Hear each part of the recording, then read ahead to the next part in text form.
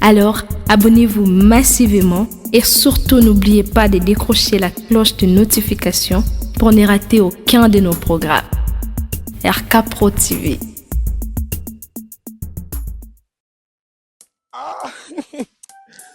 Zambe nasali mokili onini nakimi kichasa makambu nazongi suna mboko yo biloko ekei bakoli ekei ngai bakoli na ngai bakosi mezikamli bozolela mona nzela nga makambu na makambu bana poto basungi nga bakabeli nga babiloko ndenge na ndenge lakisaki biso kuna agence yango ezalaka agence te lupango ya bato omoni na France mobimba Europe oyo surtout na Île-de-France agence eza kaka moko FB International mutuka na cheki ekei ngai omoni FB International bango yeyo ramassage yango moko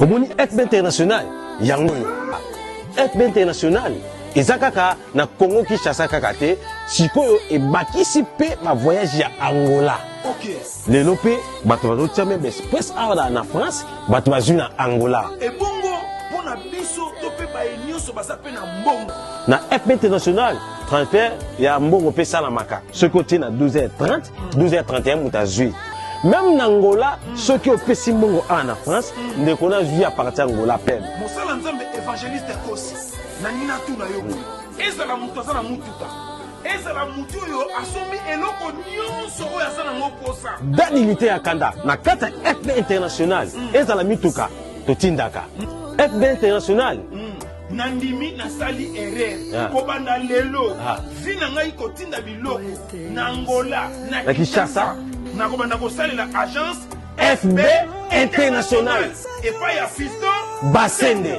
telemela FB International façon nakopakolela ye akozala.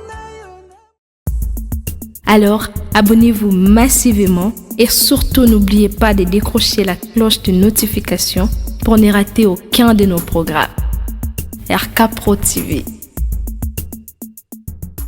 Shalom à vous qui me suivez de partout sur RK Pro TV. Nous sommes là encore dans le deuxième numéro de notre séminaire sur l'impact du passé sur l'origine avec votre humble serviteur, le pasteur Joseph Mukambulu, l'homme de Bravo Jésus. Permettez-moi de dire un grand merci et à mon père spirituel, le révérend Hubert Mouyou, à l'homme de Dieu, le révérend Jean-Paul Mayata, pasteur de la foi, et aussi à l'initiateur de cette chaîne, Papa Raïs Kang ainsi que sa femme.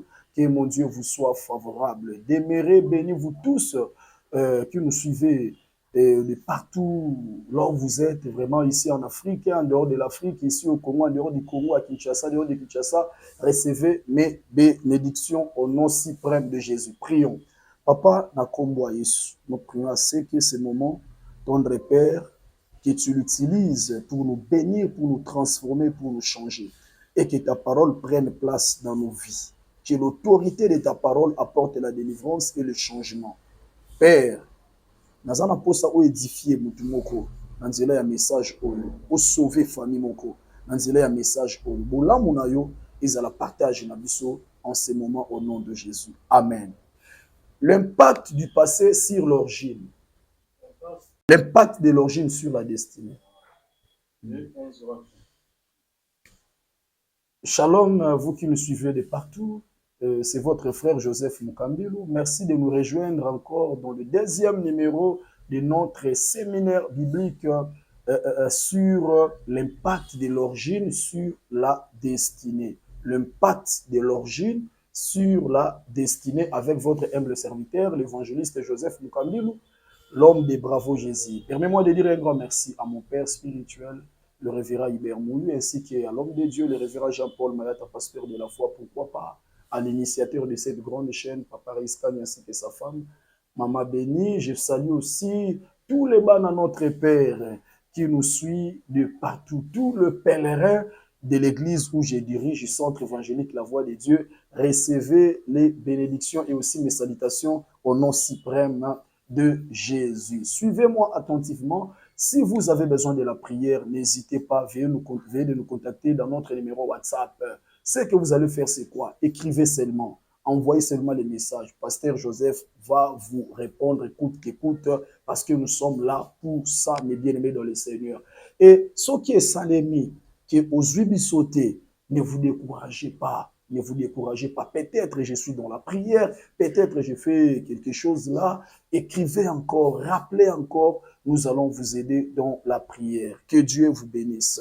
Écoutez, l'impact de l'origine sur la destinée. Hier, je vous ai expliqué sur l'origine, j'ai expliqué aussi l'impact c'est quoi, et j'avais aussi parlé sur la destinée. Et nous avons vu l'histoire de quelqu'un, d'ailleurs je vais continuer sur ces mêmes lancers, il s'agit de Kila Joab, qui était un grand, à côté d'un homme référentiel, il s'agit du roi David, mais cet homme a fini mal sa vie. Pourquoi? Parce que son passé, l'origine, les choses anciennes a désorienté, j'allais dire, et sa destinée. Que Dieu bénisse ces moments. Je vais relire encore le texte et mes bien-aimés dans le Seigneur pour vous mettre dans le bain du message d'aujourd'hui plutôt. J'ai relis le livre de 1 Roi chapitre 2 verset 28. 1 Roi chapitre 2 verset 28 jusqu'au verset 34. Là dans vos maisons, lisez Ecclésiaste chapitre 1er, le verset 9. Ecclésiaste chapitre 1er, le verset 9. Il est dit ceci. Les bruits parvinrent à Joab, qui avait suivi le parti d'Adonijah, quoiqu'il n'était pas suivi le parti d'Absalom. Et Joab se refusa vers la tente de l'Éternel et saisit les cornes de l'autel.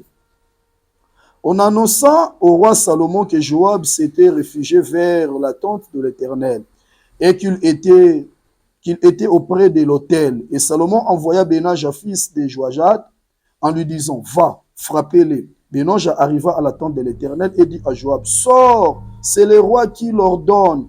Mais il répondit, non, je vais mourir ici. Benaja rapporta la chose au roi en disant, c'est ainsi qu'a parlé Joab. Et c'est ainsi qu'il m'a répondu. Le roi dit à Benaja, fais comme il a dit, frappez-le, enterrez-le. Tu ôteras ainsi le dessus de moi et le dessus de ma maison, de mon père, le sang que Joab a répandu sans cause. Amen. Écoutez la pensée de Dieu. On nous parle de la mort de Joab. Frères et sœurs, la mort de Joab, cela symbolise la finalité de beaucoup des enfants de Dieu. La mort de Joab, cela nous parle, mais bien aimé dans le Seigneur, de la suite, la continuité de beaucoup, bien aimé dans le Seigneur, des choses dont les enfants de Dieu, au Bazobika, Nase na ma belé. Joab a commencé sa vie dans la gloire, mais Joab a signé sa vie na Ikabod, soit sans gloire. Qu'est-ce qui a occasionné toutes ces choses? Suivez-moi attentivement, ne vous déconnectez pas, suivez cet enseignement jusqu'à la fin. Vous serez vraiment édifiés par la grâce de Dieu. Écoutez. Joab, je vais parler sur sa mort et je vous parlerai sur les choses qui ont occasionné sa mort. Commençons premièrement sur la mort. Si vous écrivez, écrivez avec moi la mort de Joab. Allons-y maintenant. Écoutez, il est dit ceci, tant que Salomon a commis roi, il voulait maintenant traiter les choses selon que le roi David, son père, a dit qu'il a mis ça. Si vous lisez le livre de un roi,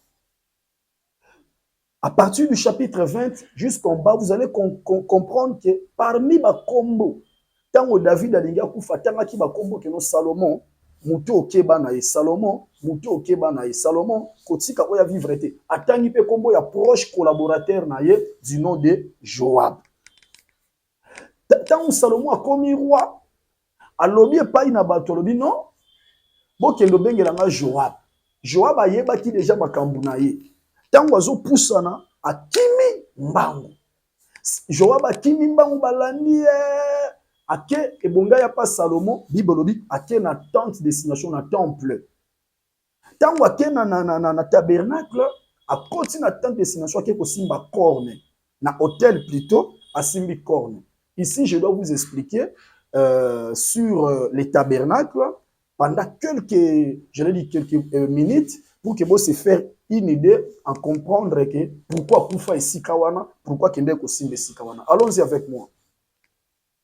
Vous savez, quand Dieu a ordonné la construction des tabernacles par Moïse, après ça qui est ndingisa atiango ba etonga maintenant bango na langage moko un peu simple na trois parties. Première partie, il y a una babengaka tente de signation, babenga ngo pe lokola parvis. Eza lokola libanda ya lopango. Eza lokola libanda ya lopango. Koti na lopango, mokoti na munanda kute.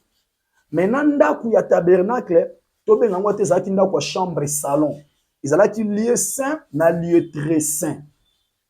Donc, tabernacle ezalaki na parvis, oyo tobengaka tente de signation, place bade ko yamba batu baka makambo belebele. Ya mibale ezalaki na lieu saint, place ba sacrificateur bande ko kota pona mbeka. Ya misatu lieu très saint, place souverain sacrificateur bande ko kota une fois na mvula. Maintenant na tente de signation batiaka etumbelo moko. Ezalaki neti mwa likolo ya ngomba boya etumbelo moko. Etumbelo wana ezalaki na maseke 4. Batsango na bakwe maseke 4. Nzamba alobaki na mokanda Lévitique. Alobaki na Moïse soki mutu asali mabe. Akimi mbangu na pesa ndakisa pour permettre ngai naza na Kinshasa nazo maîtriser mingi Kinshasa. Soki mutu asali mabe na Gombe eke etumbelo wana eza na maluku. Fo abanda mbangu tina maluku akokota na temple na tabernacle te makeka place temple wana eza asimbi maseke wana na hotel. Soki asimbi yango ataboyaki na mbeli moyebo chuba ye ekozala te po en quelque sorte à toucher la miséricorde de Dieu, moya connaître soro yo ezalaki scellé po na ye ezate. Mais yango sikonde Joab asalaki. Tangu balobi bongo, Bible lobi Joab akimi mbangwa akotiti na tabernacle, akotiti na temple, ake kosimba maseke wana.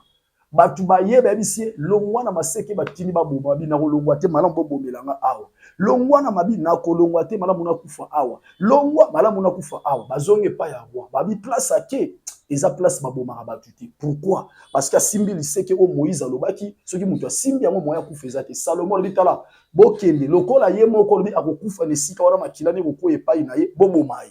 Bande ko benaja aye na mbeli achubi Joab na tabernacle, na tente de signation, na hôtel, muta simbi ba corne mais akufi. Pour vous dire que Joab a connu la mort dans le tabernacle. Joab a connu la mort dans la présence de Dieu. Joab a connu la mort bisika batu ba kufa raté. Joab a kufi. Bien aimé dans le Seigneur. Voilà eloko zo ça la passe. Peut-être pour na yo mutozo landanga ta vie est comme Joab. Peut-être pour na yo mutozo yo ka message ou ta famille est comme la vie de Joab. Peut-être yo mutozo la nanga situation na yo ministère na yo est comme la vie de Joab. Pourquoi comment comprendre ces choses? Un, tu échoues dans le lieu où les gens ne peuvent pas échouer. Et ça na batu mususu na temple batu bakufa raté mais Joab bakufi na temple. Cela veut dire quoi? Mabe place mabe comme la rabatute mais yo mabe zo comme la yo. Mobali wana makambo sala kutuna mwa sali bosote. Ya mabe mais pas na yo mutu alingaka osalelo yango pona koloba tout simplement que mabe comme li Joab tout en étant dans la présence de Dieu balinga mikat na nkolo ko souffrir eza nango normal hein? Mais ko souffrir na présence de Dieu swaka eza malamu mingi te hein? Donc eza na bato bazo souffrir tout en étant dans la présence de Dieu bazandeti ba Joab azobonde la vie ezobe bakaka azobonde la main libale kaka position te azobonde la kaka musala ngo position te azoluka nzambe stabilité za kaka te azoluka nzambe maladi yango ezobika kaka te azoluka nzambe bitumba na famille ezosila kaka te. Oh Joab akufi na présence ya nzambe na kati ya protocole mari de nuit azolota manayo na kati ya protocole femme de nuit azo déranger libala na yo ozo salela nzambe mais bitumba ezokuta melo kaka wana. Il y a beaucoup de gens balinga mikati na nkolo soki origine na yo ezo réclamer yo soki origine na yo ezo bundisa présent na yo oko souffrir na place ba souffraka te okolela na place balelaka te yango remarquera bino so bosalaka na compagnon na bozana salaire moko mais vie na yo eza na décadence par rapport à ba collègue na yo yango remarquera bino nyos bobala na famille wana moko remarquer foyer na bino eza na ba problème koleka ya bambanda na yo yango ko remarquer bino nyos bozaka na mboka wana mais ba résultat na yo eza na se koleka ya baninga. Est-ce que problème eza ya mboka?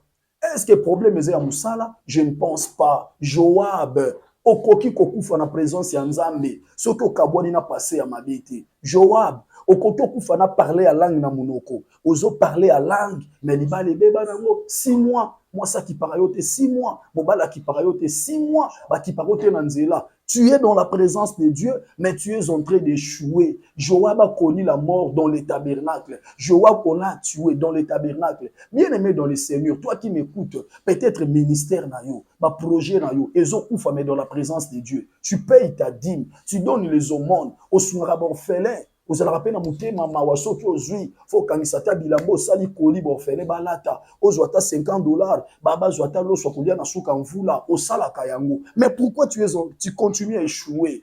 Problème na ngezate pour na nini Joab akufi. Pardon, nani abomi Joab, mais problème ezato yeba eloko nini sali Joab abomai na kati ya temple. Prière na ngezali ete nkola salongolo balinga mikati na nkolo soki passé na yo ezali ko déranger yo, soki passé na yo ezo déranger à venir na yo. Bien aimé dans le Seigneur, okoki ko échouer même na kati ya temple. Opamusaka bakiti église mais vu les airs ovandate. Ote ya sango malamu mais bolamu nzambe te ya marate na vie na yo. Obonde la ka mais manifestation bolimwanko le lata yo na noté. Pourquoi? Parce qu'il y a l'origine où ils ont dérangé présent na yo. Yo kana approfondir muke. Écoutez. Mutu aboma Salomon, aboma Joab bezalaka David te. Mwana ya David. En quelque sorte, ceux qui te l'ont autant toyeba nine boma Joab. Je vous invite de lire avec moi le même passage na C. Verset 32, na verset 34. L'Éternel dit à Joab, fais comme il a dit. Pardon, le roi dit à Benaja, fais comme il a dit. Frappez-les et enterrez-les. Tu ôteras. Verset 32. L'Éternel fera retomber son sang sur sa tête parce qu'il a frappé 2 hommes plus justes et meilleurs que lui et les a tués par l'épée sans que mon père David le sache. Abner, fils de Ner, chef de l'armée d'Israël, et Amas, fils de Jatef, chef de l'armée de Juda. Si vous lisez maintenant le verset 32 et le verset 34, on nous montre la raison. Et l'oko esala ki Joab akufa. Et l'oko esala ki Joab akufa, zoka Joab aboma batumi bale. Mutu aliboso komne Abne. Na papa mususu ya mi bale. Bazala ki ba généraux ya Saül. Tango Saül alongwe roi David akomi roi David abengi bango basali la paix. Mais Joab asepela te na mutema alandi bango na ndenga sima aboma bango sans que David apesa ordre. Spirituellement makila na bango badeye ko peser na ndako ya David yango Salomon lobi lokola ya boma batu na le passé na origine na ye alelisa batu bino pe bokende lelisa ye place batu balela kate. Mais bien aimé dans le Seigneur, soki origine na yo ezana ba problème okoki kolela même place batu balela kate. Soki origine na yo ezana ba problème ata bato bakana ki basalelo mabete bakoki ko salelo mabe poko tala boye Salomon akokaki ko salela Joab mabete mais asaleli Joab mabe. Pourquoi? Parce que Joab yemoko alonaka mabe dans le passé nkolo asunga yo.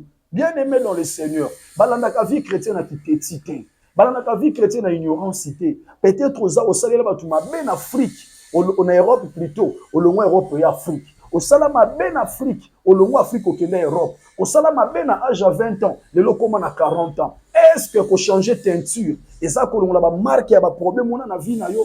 Est-ce que qu'on va dire ça poids na nzoto? Et ça qu'on a mauvais sort ou na vie na yo. Est-ce que qu'on a célibataire pour qu'on marié? Et ça qu'on a alliance soigné à ma ben na vie na yo. Je ne pense pas. Problème est que belé bazo sambela, mais bakata ba chaîne été oyo basana na le passé. Oliambonga mobali, mobota na mususu. Bano zaka na bango na ndaku oyebi malamu keno mwana oyo aza papa oyo te. Ah oui belé babé, mais bien aimé dans le Seigneur. Libala moko ekufa kala, moyeba ke kufa po muto pesaka nouvelle wana, opesaka témoignage ya mabe. Na kati l'église combien de bato baki basale na nzambe na bolingo.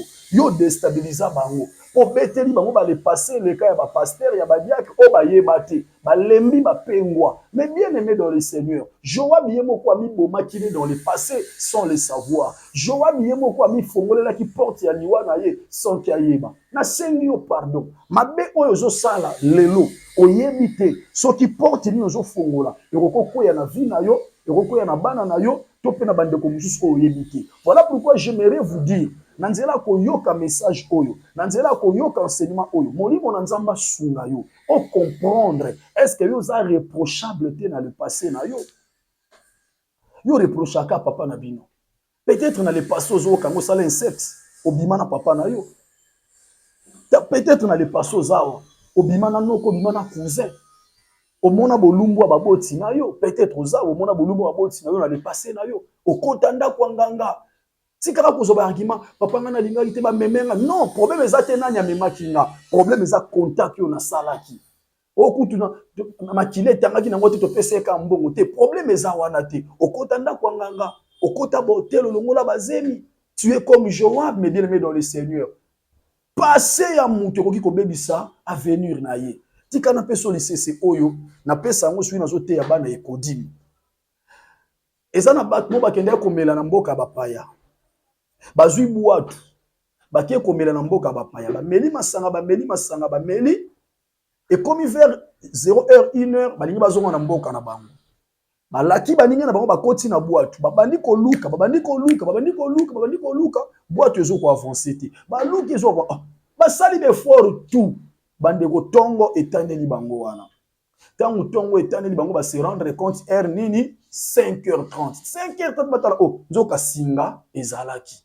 Lokola singa ezalaki basali be fort rebelle boatu na bango et avancer te. Et que pas imoko te pourquoi? Parce que singa ezalaki. Mais bien aimé dans le Seigneur, na vie okoki ko sala be fort. Mais so qui eza na acte moko posa eza lokola singa ekanga evanda bande ko banoko benda yo. Yo ndo négligera ngo ba alika ba mukiana na sala to sala na biso ka caresse. Bon to kende musika. Est-ce ko yebi singa o etelemisaka ba pakebo ezalaka munene neti pakebo te. Ezalaka mwa chaîne moko ya mukie mais ko telemisa masuwa munene. Est-ce ko yebi eloko esalaka mutuke kata moto ezaka munene neti mutuka te. Ezaka le mwa mukabe nga contact. Est-ce que yebi balinga mikati na nkolo eloko esalaka keno ndako fongwa mamiyibi bakota ezalaka fongola moko muki ofongoli porte fongwa miyibi bakoti. Landa souvent bandako minene zika na be incendie omona mwa singa moko muki etutanaki bougie moko muki. Problème ezake ko négliger te oyo sana na le passé na yo. Ko négliger te mabe osala batu. Peut-être ozolanda ngai olelisa papa na bino olelisa mama abiyo mtolo belanga boyo lobanga te muna botaye. Yo mto saloba wande ko nanga ite. Lobo ne faka mbongo nanga te. Loba na pesa ke mona mutema malamu te. Bien aimé dans le Seigneur. Ozomi tu na pasteur nga pe na mizo mi na problème wana na sala nini. Benga ngai na plus 243 89 72 48 109 na WhatsApp. Na koyebisa yo. Admettons que Joab place wana loba ngeno koyebisa roi limbisa ngai. Boyebisa roi asala nga mabete nazaka mwana naye. Est-ce que roi linga bomai? Yaza na temple maoloba boyebisa na kokufara awa. Yango pa kufa wana. Bien aimé, si tu ne connais pas comment est-ce que le monde spirituel fonctionne, tu peux pleurer tout en étant dans le Seigneur. Si tu ne connais pas comment le monde spirituel fonctionne, tu peux échouer tout en étant dans la présence de Dieu. Je viens de vous montrer tout à l'heure que cet homme du Joab a connu la mort où? Dans les tabernacles. Problème eza ya kosambela te. Problème eza kozana mayele ya kosambela.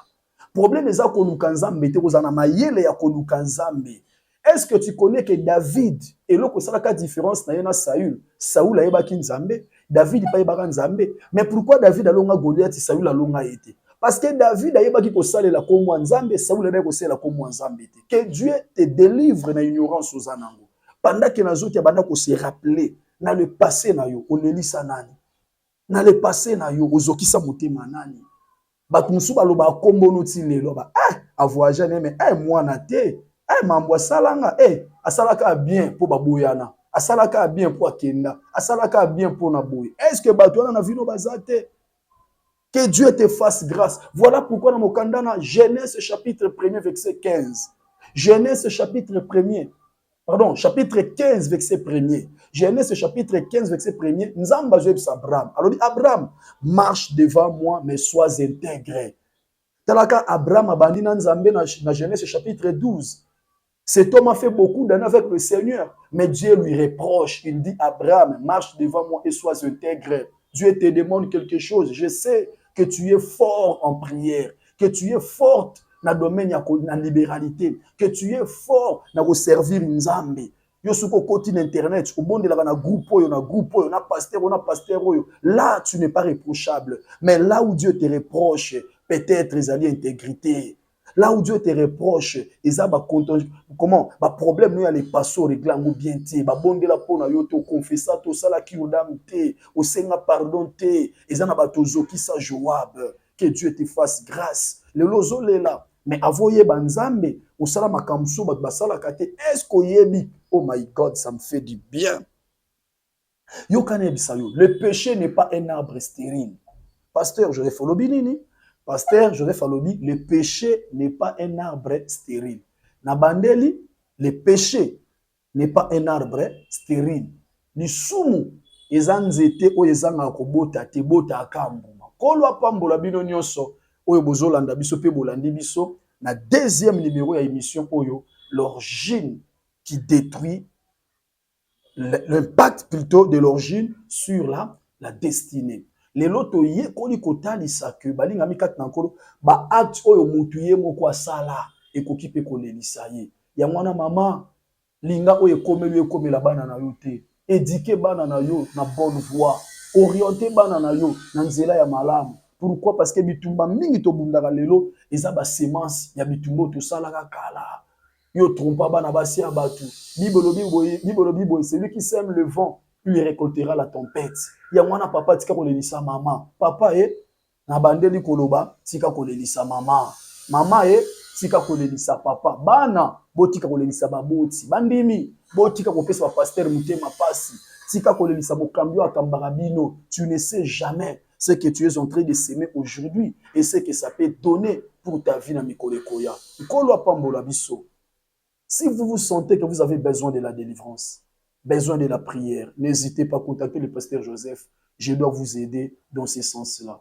Et nous avons un programme de la prière de 2 semaines, de midi de l'intimité. Midi de l'intimité, thème na ezali et si la boité. To boyi vula oyo et si la biso boyem. Kolo sa la biso ata quelque chose par sa miséricorde. Ceux qui aussi mbanyo bonde la biso okomela ngai na Facebook parce que to l'exacule tango na Facebook et kozala penza malamu mingi ko banda lundi prochain et ça la 2 semaines na présence ya Nzambe chaque jour 12h ti 13h30 to kati na biso prière et ngamoko na kokamba mabondeli wana et kozala pena malamu soko komenga na Joseph Mukambilu Facebook na ngeza Joseph Mukambilu tindana no komela ngai otina invitation na ko accepter yo et kozala penza malamu mingi kola pambola bino so bolandi biso de partout partager émission liker yango. Qu'est-ce que vous allez faire après cette émission? Rentrer dans la présence de Dieu. Si vous vous sentez que vous êtes coupable, réprochable, peut-être aux hommes, moi, ça m'a koufana, il y a 2 voies. Et ça m'a comme ça, et ma conséquence nango, et vous allez m'abbé, koleka, nenge kutu ezaboy. Il faut trouver un homme de Dieu. Tous on a pour nous sunga yo loba papa ngana salaka bona zongisa boy. To bondela pona yo enzamba kolongola sor wana likolo na yo.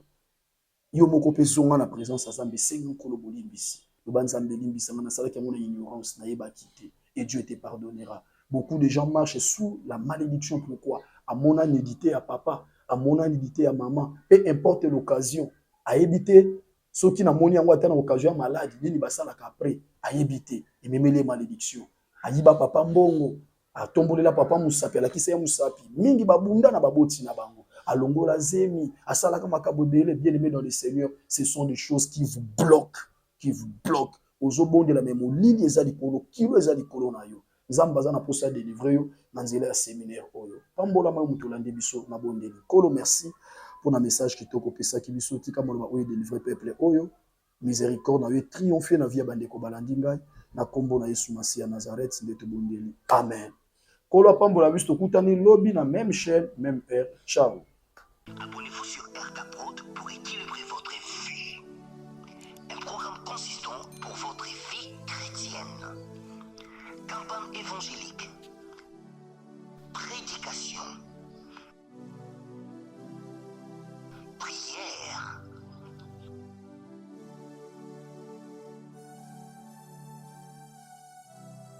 enseignement biblique, divertissement,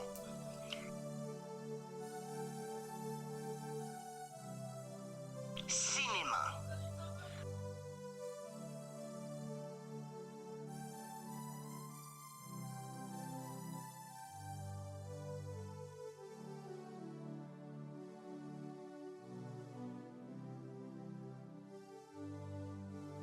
musique. Alors, abonnez-vous et n'oubliez pas de décrocher la cloche des notifications pour être informé à tout moment.